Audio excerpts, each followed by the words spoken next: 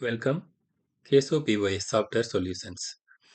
இந்த வீடியோவில் நம்ம எதை பற்றி பார்க்க போகிறோம் அப்படின்னா டேட்டா பேக்கப் செட்டப் எப்படி பண்ணுறது. டேட்டா பேக்கப் அப்படின்னா என்ன? நம்ம ஒவ்வொரு நாளும் கிரியேட் பண்ணுற என்ட்ரிஸ், ஒரு சேல்ஸ் பண்ணுறோம், அதுவெல்லாம் ஒரு என்ட்ரிஸை கிரியேட் பண்ணி ஒரு டேட்டாவாக நம்ம டேட்டா பேஸ்க்குள்ளே ஸ்டோர் ஆகும். அந்த டேட்டாவை நம்ம எவ்ரிடே சேஃபாக பத்திரப்படுத்தணும் இல்லைங்களா? இல்லை அப்படின்னா கம்ப்யூட்டர் ஒரு நாளைக்கு கரப்ட் ஆகுது அப்படிங்கிற பட்சத்தில் நம்ம டேட்டாவை ரிட்ரைவ் பண்ண முடியாது. ஸோ அந்த டேட்டா லாஸை தவிர்க்கிறதுக்கு டேட்டா பேக்கப் செட்டப் நம்ம பண்ணணும். ஒன்ஸ் டேட்டா பேக்கப் செட்டப் நீங்கள் பண்ணிட்டீங்க அப்படின்னா அது ஆட்டோமேட்டிக்காக உங்களோட டேட்டாவை நீங்கள் பேக்கப் எடுக்க தேவையில்லை, மேனுவலாக அது சிஸ்டம் தன்னோட வேலையை நீங்கள் அதுக்குன்னு ஒதுக்குற டிரைவில் அது செஞ்சிட்ருக்கும். அப்போ நம்ம எப்போ நம்மளுக்கு டேட்டா லாஸ் வருதோ, ஸோ அப்போ அந்த டிரைவ்க்குள்ள போய் அந்த டேட்டாவை கெட் பண்ணி நம்ம ரீஸ்டோர் பண்ணிக்கலாம். ஸோ வாங்க அது எப்படி பண்றதுன்னு நம்ம பார்ப்போம். ஸோ அதுக்கு கேசோபிஒய் சாஃப்ட்வேர் ஓப்பன் பண்றேன்.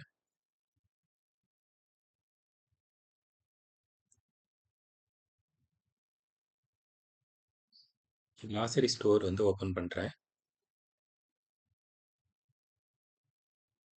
கிராசரி ஸ்டோர் ஓப்பன் பண்ணிட்டு ஸோ இன்னைக்கு இந்த டிரான்சாக்ஷன் எல்லாம் நான் முடிச்சிட்டேன். இன்னைக்கு நைட் நான் ஒரு 8 o'clock என்னோட கம்பெனியை க்ளோஸ் பண்ணிட்டு நான் வீட்டுக்கு போகிறேன். ஸோ அந்த சமயத்தில் எவ்ரிடே ஸோ அந்த மாதிரி ஒரு சமயத்தில் நான் என்ன பண்ணணும் அப்படின்னா, இங்கே எக்ஸிட்னு ஒரு பட்டன் இருக்குது பார்த்தீங்களா? ஸோ இந்த எக்ஸிட்டுங்கிற பட்டனை நம்ம ப்ரெஸ் பண்ணி நம்ம கேசோபிஒய் சாஃப்ட்வேரை ப்ராப்பராக க்ளோஸ் பண்ணிட்டு போகணும் each and every day.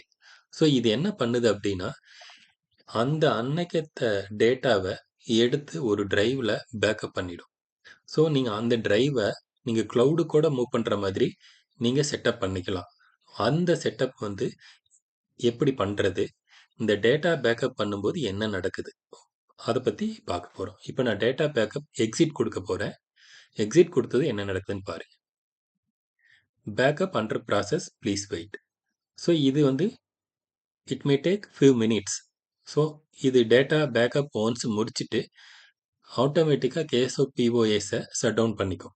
So அவ்வளோதான், டேட்டா பேக்கப் முடிஞ்சிருச்சு.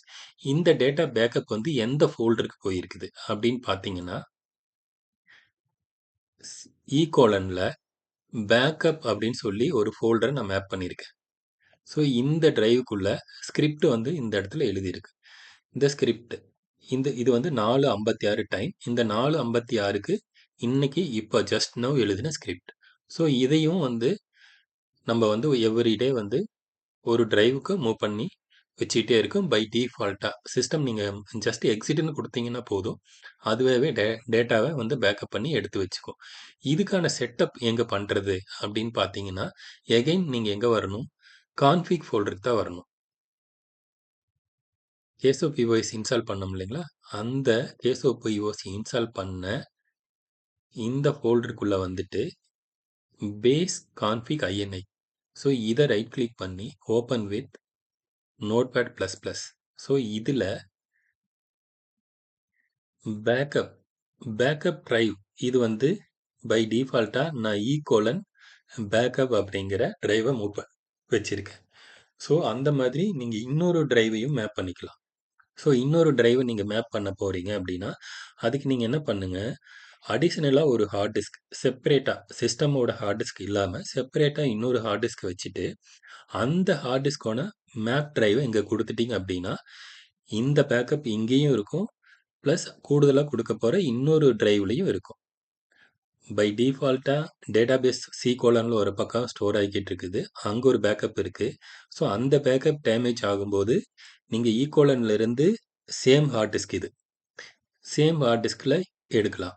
இன்கேஸ் ஹார்ட் டிஸ்கே கரெக்ட் ஃபுல்லாக அது ஒரு mechanical drive, we are not able to get any data backup அப்படிங்கிற ஒரு பட்சத்தில் நீங்கள் ஒன் மோர் டிரைவ் இதை கூடுதலாக இன்னொரு ஹார்ட் டிரைவ் அட்டாச் பண்ணி அதுலேயும் வச்சுருக்கணும். அப்படிங்கிற போது உங்களுக்கு 100% டேட்டா லாஸை அவாய்ட் பண்ண முடியும். ஓகேங்களா? ஸோ இந்த மாதிரி தான் டேட்டா பேக்கப் செட்டப் பண்ணணும். நன்றி.